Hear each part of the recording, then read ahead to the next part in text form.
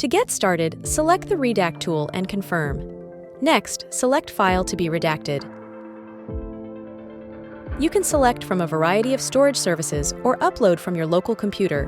Select a region or regulation. These selections help the AI search for the proper formatting, when applicable. Next, the AI will try and identify the type of document and choose a profile for you. The profile determines which entities are redacted. You can create your own custom profile as well. You can choose to fine-tune the preset profile. After finalizing the profile, the document will scan by the AI.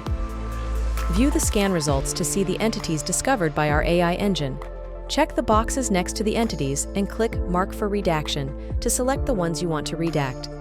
You can select all for the entities discovered by our AI with one click as well. Now you can select more documents and apply the same profile for redaction. In addition to the profile-based redaction, the application offers other tools for manual redaction.